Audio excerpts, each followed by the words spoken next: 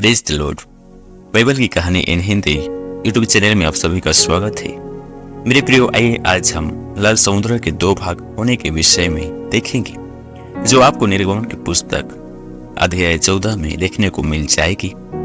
इससे पहले कि हम वीडियो को शुरू करें, यदि आप लोग अभी तक मेरे चैनल को सब्सक्राइब नहीं किए हैं तो जरूर कर लें, ताकि इस प्रकार की कहानी वीडियोज आप सभी को मिलती रहेगी। ये उस समय की बात है जब इस्राएली लोग मूसा की अगुवाई में मिस्र की गुलामी से आजाद हुए। तब परमेश्वर ने मूसा से कहा, इस्राएलियों को आज्ञा दी कि वे लौटकर मिगदोल और समुद्र के बीच पिहाहिरोत के सम्मुख बलसबोन के सामने अपने डेरे खड़े करें। उसी के सामने समुद्र के तट पर डेरे खड़े करें।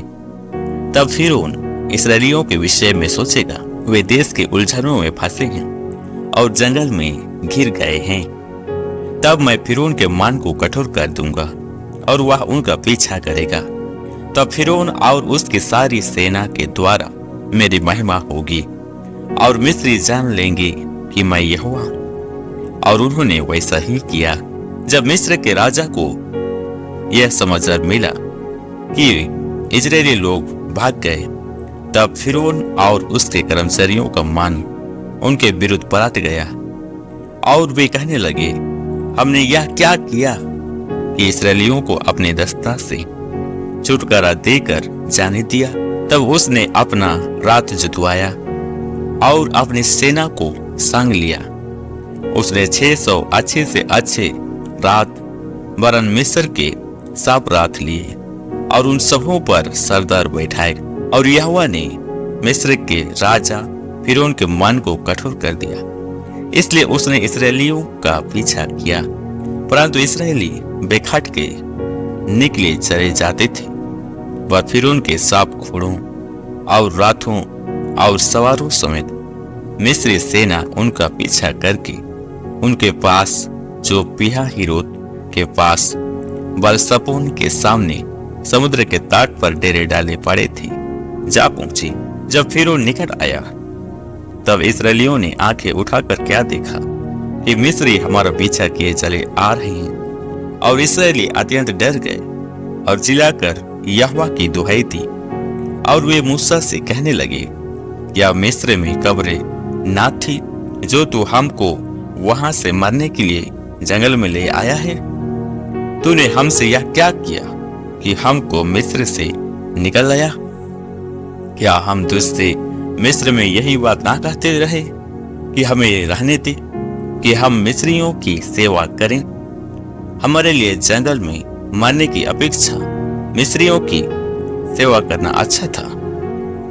मूसा ने लोगों से कहा, डरो मत, खड़े खड़े वह उधार का काम देखो जो यहोवा आज तुम्हारे लिए करेगा। क्योंकि जिन मिस्रियों को तुम आज देखते हो उनको फिर कभी ना देखोगे। तब यहोवा आप ही तुम्हारे लिए लड़ेगा, इसलिए तुम चुपचाप रहो। तब यहोवा ने मूसा से कहा, तू क्यों मेरी दुहाई दे रहा है? इस्राएलियों को आज्ञा दी कि यहाँ से कुछ करे और तू अपनी लाठी उठाकर अपना हाथ समुद्र के ऊपर बढ़ा और वह दो भाग हो जाएगा। तब इस्राएली समुद्र के बीच होकर स्थल पर चले जाएंगे। और सुन, मैं आप मिस्रियों के मन को कठोर करता हूँ और वे वहां भी उनका पीछा करेंगे।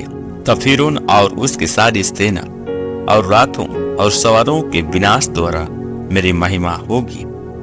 और जब फिरौन और उसके राथों और सवारों पर विजय द्वारा मेरी महिमा होगी, तब मिस्री जान लेंगे कि मैं यहोवा हूँ। तब परमेश्वर का दूत, जो इस्राएली सेना के आगे आगे चला करता था, जाकर उनके पीछे हो गया और बादल का खंभा उनके आगे से हटकर उनके पीछे जा ठहरा।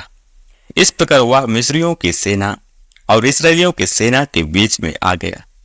और बादल और अंधकार तो था, तो भी रात को उन्हें प्रकाश मिलता रहा और वे रात भर एक दूसरे के पास न आए।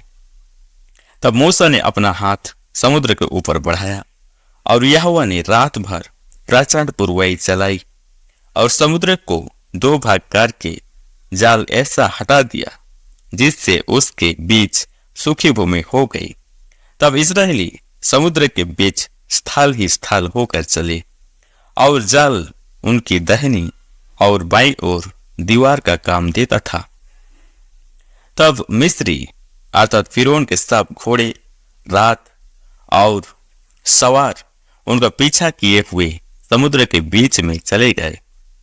और रात के अंतिम पहाड़ में यहोवा ने बादल और आग के खंभे में से मिस्रियों की सेना पर दृष्टि करके उन्हें घबरा दिया और उसने उनके राथों के पहियों को निकाल डाला, जिससे उनका चलाना कठिन हो गया।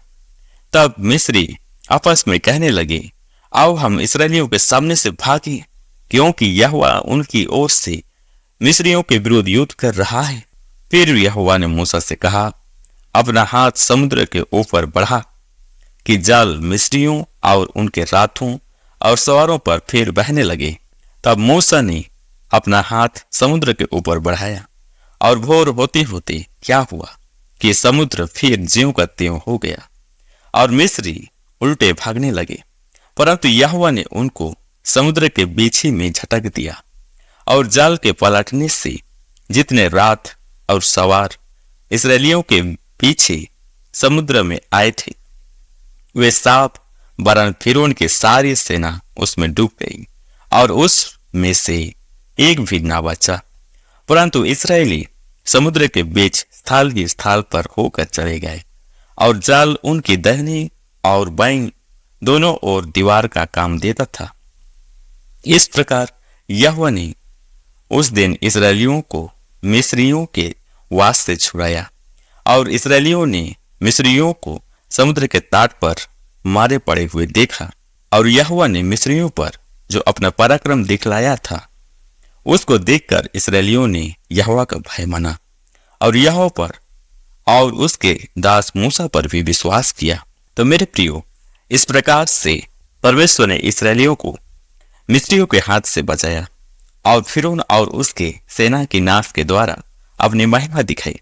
इसलिए मेरे प्रियो, यदि आज भी आप में से कोई दुख और क्लेश रूपी लाल समुद्र का सामना कर रहे हैं, तो इस्राएलियों की तरह ना घबराएं, परंतु मूसा की तरह खड़े खड़े यहोवा के उद्धार को देखें, क्योंकि वही यहोवा आपकी ओर है और वो आपके लिए लड़ेगा। आमीन।